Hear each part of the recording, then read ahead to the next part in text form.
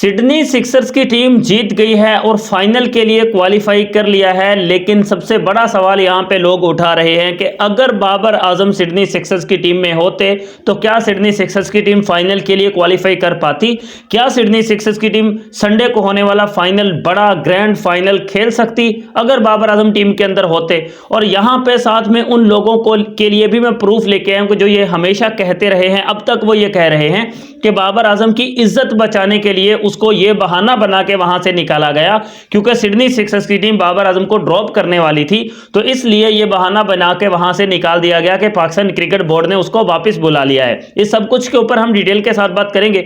उससे पहले आपसे रिक्वेस्ट करूंगा कि अगर आप लोग पहली बार मेरे चैनल पर आए हो तो वीडियो को लाइक और चैनल को सब्सक्राइब आप तमाम दोस्तों ने लाजमी से कर देना है। सिडनी सिक्सर्स की टीम ने जबरदस्त मुकाबला किया और एक बड़ा स्कोर जो है वो स्कोर बोर्ड के ऊपर खड़ा किया था, जिसके बाद उन्होंने आसानी के साथ इस मैच को जीतकर फाइनल के लिए क्वालिफाई कर लिया। और अब संडे को, मतलब कि कल, सिडनी सिक्सर्स की टीम बड़ा मुकाबला करेगी अपने होम ग्राउंड के ऊपर, बिकॉज फाइनल भी सिडनी के अंदर ही खेला जाना है। तो सिडनी सिक्सर्स के लिए ये एक नॉकआउट मैच था, लेकिन इससे पहले एक कुछ ऐसा मामला हुआ था कि जो बहुत बड़ी खबरों की जीनत बना, और वो मामला था बाबर आजम।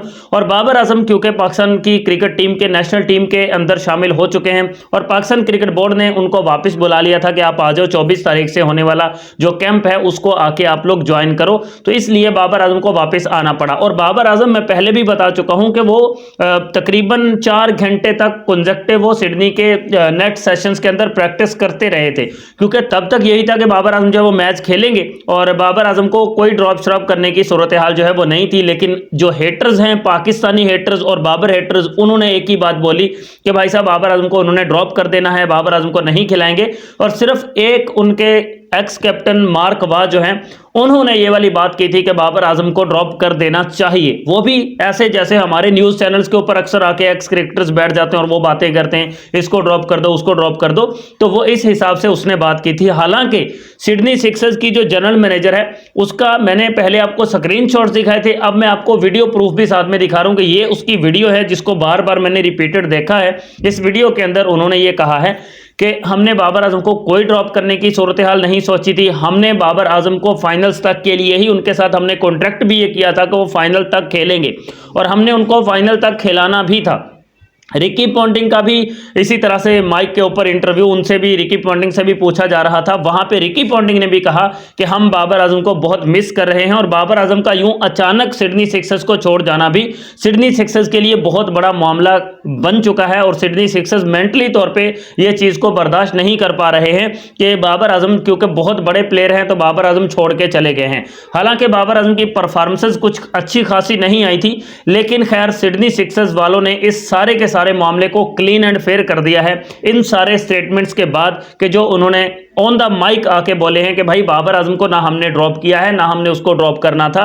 वो फाइनल्स तक हमारे लिए अवेलेबल थे और हमने उनको नॉकआउट के मैचेस में भी और फाइनल में भी हमने उनको प्लेइंग 11 के अंदर रखना था। बट एनीवेज, सिडनी सिक्सर्स की टीम जीत गई, फाइनल में पहुंच गई। लेकिन क्या हुआ, जो बाबर आजम का रिप्लेसमेंट था, या जो वो मार्क वाह बोल रहे थे कि भाई डैनियल ह्यूज को टीम के अंदर रखा जाए, तो डैनियल ह्यूज ने क्या किया है वो स्क्रीन पे आपके सामने ये पूरा स्कोर कार्ड है, जिसमें डैनियल ह्यूज ने एक छक्का भी मारा। बाबर आजम से छक्के नहीं लगते, डैनियल ह्यूज ने एक छक्का भी मारा, एक चौका भी मारा। मतलब 10 रन उसने 2 गेंदों पे बना दिए, लेकिन टोटल उसने 13 रन 10 गेंदों पे बनाए। मतलब बाकी की 8 गेंदों पे उसने सिर्फ 3 रन किए हैं। तो वो भी कोई वो वाली परफॉर्मेंस नहीं दे पाया कि हम ये कह पाए कि भाई अगर बाबर आजम टीम के अंदर होते तो शायद सिडनी सिक्सर्स की टीम विन नहीं कर पाती। मैं कहता हूं कि अगर बाबर आजम टीम में होते तो वो इस 13 रन से ज्यादा ही कर जाते। अगर 10 गेंदे बाबर खेलता तो शायद वो 13 की जगह पे 15 या 16 कर ही जाता। बट एनीवे, सिडनी सिक्सर्स की टीम जीत गई है। बाबर आजम टीम में होते या नहीं होते का मामला भी आपके सामने क्लियर हो चुका है। अभी जितने भी बंदे बाबर आजम की परफॉर्मेंस पर, जो बिग बैश लीग के अंदर आई है, उंगलियां उठा रहे हैं, उनके सामने है ये साहिबजादा फरहान की परफॉर्मेंस जो उसने फाइनल के अंदर दी है। 30 गेंदों पे 30 रन ग्रैंड फाइनल में उसकी टीम भी विन कर गई है। मतलब यह कि उसकी टीम, साहिबजादा फरहान वाली टीम भी फाइनल जीत गई है, लेकिन एक ग्रैंड फाइनल के अंदर उनकी टीम ने जो रन्स किए उसके अंदर साहिबजादा फरहान ने 30 गेंदों पे 30 रन बनाए और एक ऐसा मौका भी था कि जिस मौके के ऊपर साहिबजादा फरहान के जो रन्स हैं वो 12 थे और उसने गेंदें जो टोटल फेस की हुई थी वो 16 और 17 थी, लेकिन लास्ट पे जाके एक छक्का उसके बल्ले से आ गया था जब जाके टोटल 30 गेंदों पे 30 रन साहिबजादा फरहान के कंप्लीट हुए। तो ये है जनाब पाकिस्तानी प्लेयर्स की हालत। लेकिन क्रिटिसिज्म सिर्फ एक बाबर आजम है जिसके ऊपर किया जाएगा, क्योंकि बाबर आजम के नाम से ही इनकी रोजियां रोटियां चलती हैं और एक बाबर आजम ही है जिसके ऊपर ये सब तनकीद करते हैं, क्योंकि नजर ही इनको एक बाबर आजम आता है। साहिबजादा फरहान की परफॉर्मेंस देख लो, पूरे बांग्लादेश प्रीमियर लीग के अंदर परफॉर्मेंस उसकी आपके सामने कि जो बीपीएल का फाइनल था उसमें क्या हुआ।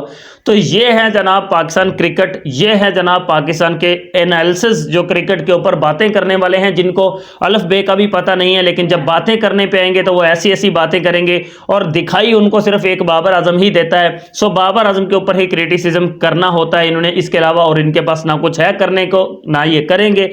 लेकिन आपके सामने है नतीजा और बाबर आजम इंशाल्लाह पाकिस्तान की टीम को ज्वाइन कर चुके हैं और बाबर आजम के ऊपर नजरें बिल्कुल टिका के रखेंगे कि ऑस्ट्रेलिया वाली सीरीज के अंदर बाबर की परफॉर्मेंस क्या होती है। But anyways, Sydney Sixers, congratulations, you are in the finals.